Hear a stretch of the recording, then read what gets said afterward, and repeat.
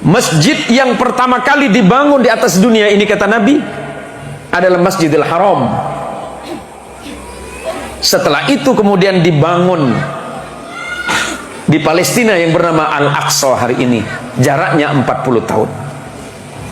Berikutnya, setelah perintah salat itu turun kepada Nabi kita Muhammad SAW, umat Islam salat dan kiblat pertamanya menghadap ke Al-Aqsa di Palestina. 16 bulan lamanya umat Islam salat menghadap ke sana. Maka kalau Anda pernah salat di satu masjid di tanah Makkah, namanya Masjid Kiblatain, masjid dua kiblat, karena di masjid ini Rasulullah salat menghadap ke Baitul Maqdis, Palestina. Tapi setelah itu turun perintah Allah, fawalli wajhaka satrul Masjidil Haram, maka hadapkanlah wajahmu ya Muhammad ke arah Masjidil Haram. Maka masjid ini sekarang dikenal dengan Masjid Kiblatain atau Masjid dua kiblat. Yang berikutnya, kenapa umat Islam itu sangat mencintai Al-Aqsa? Kata Nabi SAW, tidak boleh kalian berniat dan menyengaja datang ke masjid di dunia ini kecuali 3 masjid. Pertama, Masjidil Haram, Mekah. Kedua, Masjid Nabawi, Madinah, masjidku. Dan yang ketiga, Masjid Al-Aqsa, Palestina. Yang berikutnya, Al-Aqsa ini pernah dikuasai oleh umat Islam pada masa penaklukan Iskandariyah Mesir, sampai kemudian termasuk salah satunya adalah penaklukan Al-Aqsa. Artinya apa? Umat Islam sangat mencintai Al-Aqsa. Umat Islam sangat mencintai tanah ini, tanahnya para nabi dan para rasul, di mana wahyu Allah pernah turun di situ.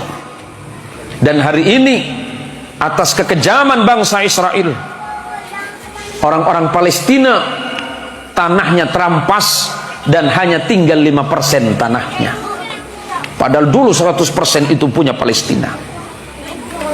Apa yang dilakukan oleh Israel hari ini? Menunjukkan kepada kita dan mengajarkan kepada kita, jangankan kita tidak dimusuhi oleh itu, oleh orang-orang Yahudi. Bahkan Nabi mereka sendiri dibunuh karena tidak sesuai dengan keinginan mereka. Yang Allah sebutkan dalam Quran, Bismillahirrahmanirrahim, وَلَتَجِدَنَّ شَدَّ النَّاسِ عَدَاوَةً لِلَّذِينَ آمَنُوا الْيَهُودُ وَالَّذِينَ أَشْرَكُوا. Yang paling keras permusuhannya terhadap kalian umat Islam, siapa? Mereka adalah orang-orang Yahudi dan orang-orang musyrik yang membenci kalian. Bagaimana sikap umat Islam di Indonesia?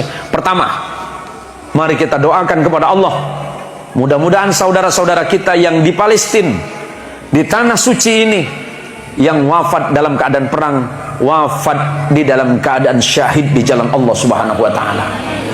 Dan persoalan ini bisa diselesaikan dengan secepatnya, dan semoga bangsa ini bisa terbebas dari penjajahan. Kita umat Islam hanya berharap kepada Allah, Allah memberikan pertolongan untuk saudara kita. Lantas, apakah di Palestina itu Islam semua, Ustadz? Ini yang perlu saya jelaskan sebagai penutup. Mayoritas penduduk Palestina itu Muslim. Di tempat ini lahir ulama kita, lahir imam besar kita, yang bernama Imam Muhammad bin Idris Asy-Syafi'i, yang kita kenal dengan Imam Syafi'i, karena secara fikih kita berfikih madhab Syafi'i. Lahirnya di kota Gaza yang hari ini tengah berperang. Di sebelah sananya ada satu kota namanya Ashkelon. Di dalam bahasa Arab disebut dengan Asqalan.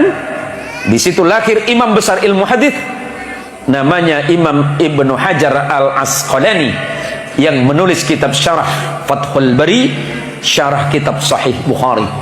Imam Sufyan Ats-Tsauri juga lahir di situ. Ada banyak sekali ulama-ulama besar yang lahir di tanah ini. Apa yang harus kita lakukan? Kita sangat menolak apa yang terjadi hari ini. Aneksasi, pemaksaan, perampasan hak hidup. Di Palestina mayoritas Muslim, walaupun orang Nasrani juga banyak, orang Yahudi juga banyak di situ. Di tanah Israel mayoritas Yahudi, Tetapi orang Islam juga ada, orang Nasrani juga ada. Pemerintah Indonesia sudah mengeluarkan sikap mengecam sekeras-kerasnya tindakan yang dilakukan oleh Israel. Dan tentu kita umat Islam mendoakan kepada Allah, mudah-mudahan Allah membebaskan Al-Quds, tanah suci, tanah sucinya para nabi, tanah yang pernah didatangi oleh Nabi kita Muhammad SAW dalam peristiwa Mi'raj. Dan di tanah inilah perjanjian akhir zaman, pengadilan akhir zaman akan terjadi ketika Imam Mahdi dan Nabiullah Isa akan turun di tempat yang mulia ini.